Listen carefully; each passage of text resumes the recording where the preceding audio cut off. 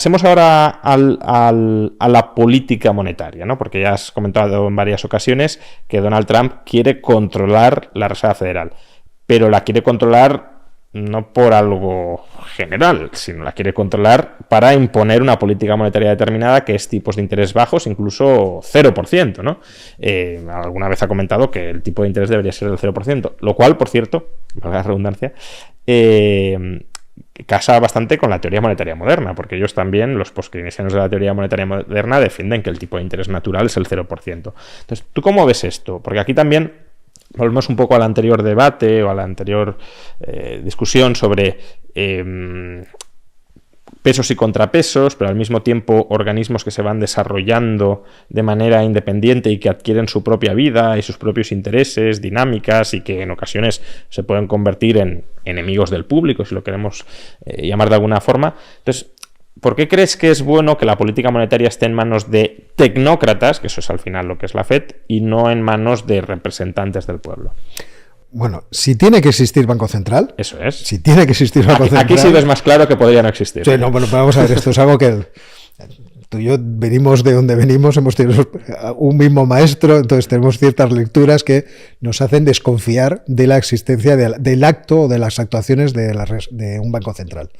Y también somos conscientes de que la existencia del Banco Central, en cierto modo, es también un accidente histórico, que podía no haber pasado. Yo creo que más tarde o más temprano los políticos habrían encontrado la necesidad de crearlo, pero podría no haber pasado. Entonces, si existe el Banco Central, y hoy se lo explicaba además a mis alumnos, es importantísimo que sea independiente del poder político. Importantísimo. ¿Por qué? Porque maneja algo que es especialmente sensible, que son nuestros medios de pago. Y los medios de pago, en el caso de que pierdan valor y que incluso pueda producirse la situación de que nosotros perdamos la confianza en ellos y no querramos tenerlos, producen catástrofes económicas.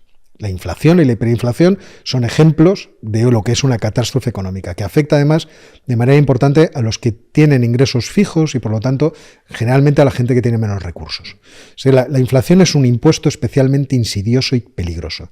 Y por eso uno quiere, primero, que la función de ese organismo esté perfectamente establecida. De hecho, yo sería partidario, como se hace en los edificios de Washington, de Washington Distrito Federal, cuando vas allí, los edificios públicos que tienen en grandes letras escritos proclamas de lo que se hace ahí dentro, de la justicia, no sé qué.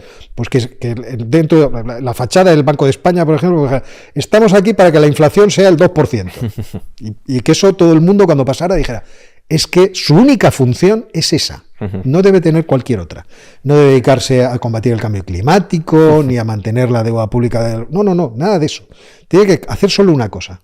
Y desde el punto de vista que haya gente competente, que haya estudiado todos los modelos económicos habidos y por haber, y las técnicas econométricas que sean, para decir, miren ustedes, los mecanismos de transmisión monetaria, desde que nosotros tomamos la decisión hasta que afectan las decisiones de la gente, pues creemos que son estos y por esto, y que todo eso sea muy público.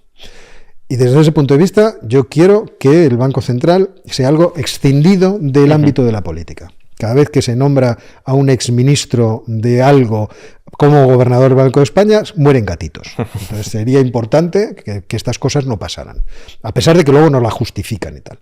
Porque entonces se da la posibilidad de que las políticas del gobierno se pongan en sintonía, se manejen y funcionen sincrónicamente con las que hace el Banco Central. Y entonces podemos encontrar que ya ese objetivo del 2%, por ejemplo, de mantener el valor del dinero, ha desaparecido y el Banco Central pues sirve para que haya más gasto público. Y entonces acabamos en la Argentina kirchnerista y en tasas de pobreza que en Argentina estaban en el 40%, hay que recordarlo, cuando Javier Milei llega al poder. Entonces, a mí me parece especialmente importante. Y por eso, ver que justo al día siguiente de que ganara Donald Trump, Bloomberg tuviera un titular diciendo, este hombre va por la FED. Es que este tío va por la FED.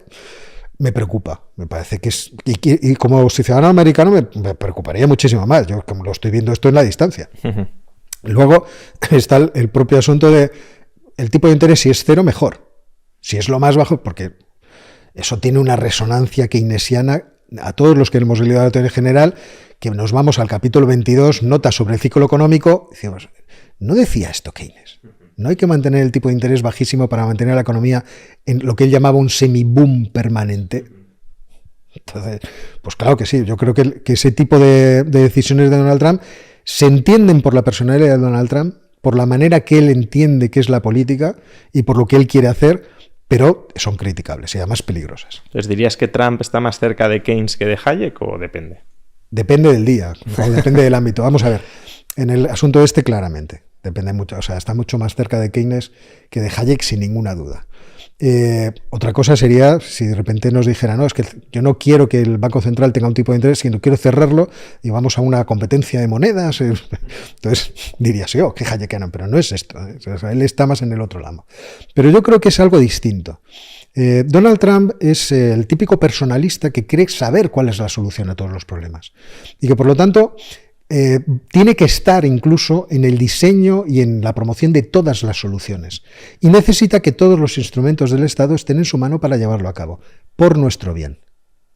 Entonces, por mucho que nos caiga simpático Donald Trump en contraposición a otros, por ejemplo a Kamala Harris, hay que estar consciente de esta realidad. Y siendo consciente de esta realidad, no decir, bueno, qué exagerado es usted. No. Esto no es cuestión de exageración, es cuestión de peligro. Cuando sale la señal de peligro, uno tiene que ser también responsable y consciente de lo que tiene que defender y tiene que promover. Decías que mantener los tipos de interés al 0% podría ser un aliciente muy fuerte para, por ejemplo, multiplicar el gasto público con endeudamiento.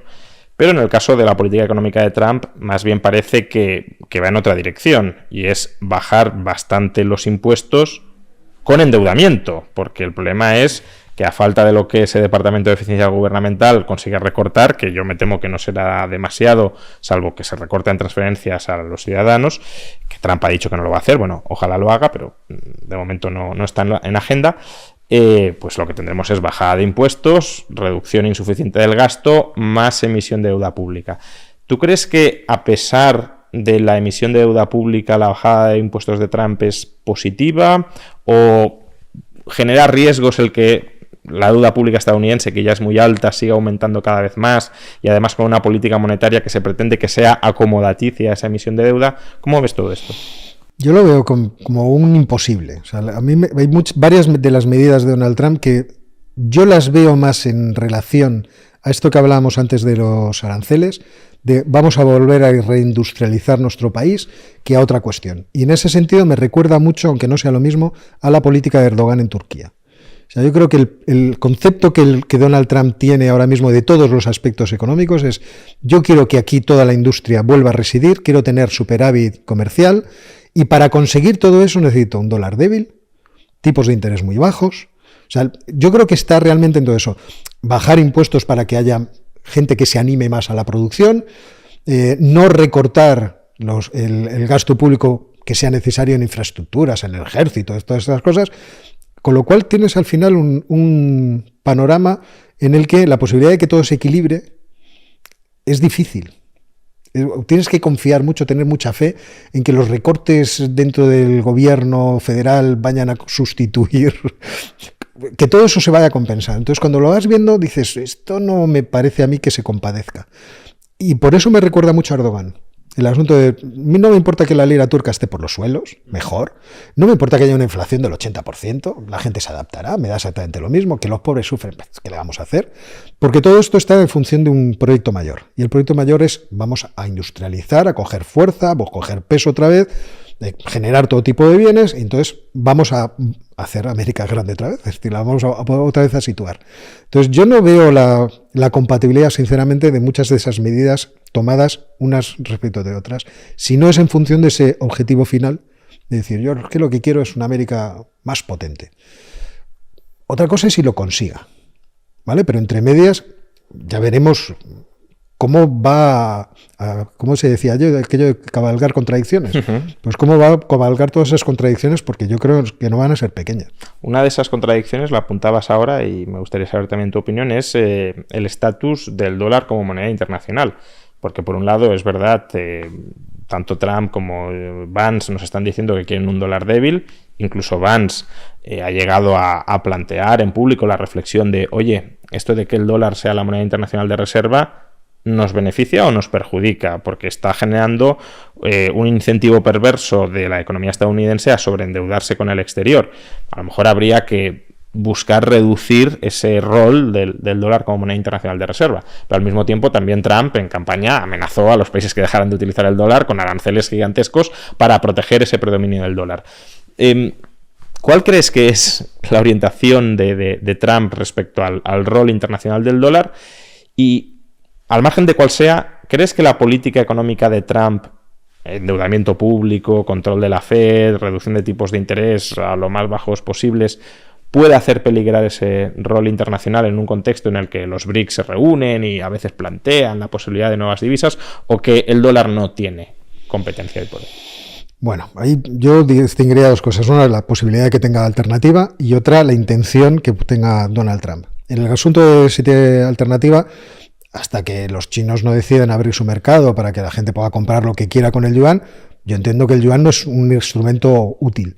O sea, yo se lo digo a mis alumnos, planteároslo vosotros. O sea, ¿para qué queréis yuanes? ¿Qué podéis comprar con el yuan? Ahora, planteaos, si tenéis dólares, ¿dónde podéis ir a comprar? A cualquier sitio, ¿verdad? Uh-huh. Entonces, ¿qué te conviene?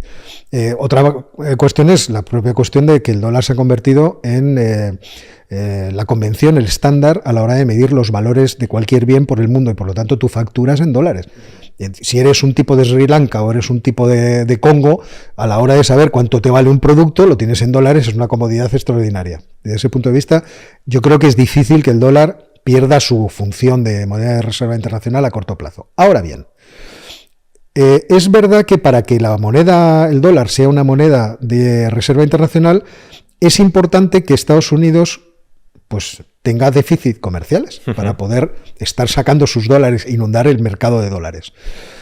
Claro, lo que estamos viendo que está diciendo Donald Trump es justo lo contrario. Yo quiero tener superávits comerciales, quiero vender más al exterior que comprar, para que se entienda, para que las personas que nos oyen nos entiendan, y como quiero hacer eso, entonces yo no necesito un dólar fuerte, sino todo lo contrario. Yo quiero tener un dólar que sea barato, que sea competitivo, que permita que nuestros productos sean baratos respecto del exterior. Entonces, sí me creo, y por eso hablaba de lo de Erdogan, sí veo yo aquí un paralelo, a lo mejor yo estoy equivocado, pero yo veo un paralelo, obviamente no es un paralelo exacto, entre esa política. Yo quiero tener una moneda muy depreciada para que mis exportaciones sean cada vez más atractivas, para industrializar, y para ello necesito tipos de interés bajos e incluso inflación. Eso es lo que te quería preguntar, porque una de las claves de la victoria de Donald Trump ha sido el descontento de la población con la inflación. Ha sido muy llamativo que los hogares con ingresos inferiores a $100.000 anuales, que tradicionalmente votaban demócrata, en esta ocasión han votado, según las encuestas de salida, mayoritariamente republicano, y en cambio los hogares de más de $100.000, que normalmente votaban republicano, ahora han votado mayoritariamente demócrata.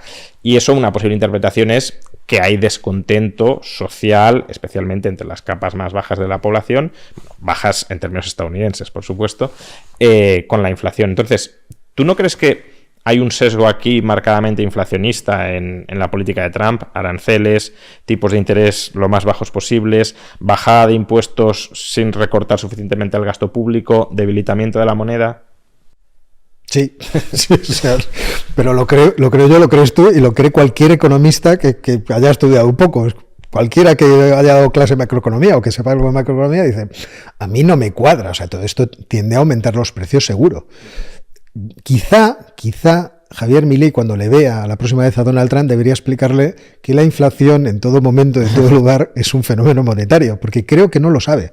O sea, yo creo, por los discursos que él ha estado haciendo durante toda la campaña, él cree que puede controlar la inflación con un combustible barato. Uh-huh. Y que si logra realmente una producción de combustibles enorme dentro de los Estados Unidos, el combustible será bajísimo y por lo tanto no habrá posibilidad de que la inflación entre a través de los costes dentro de la economía, y que por ese punto de vista no vamos a tener peligro.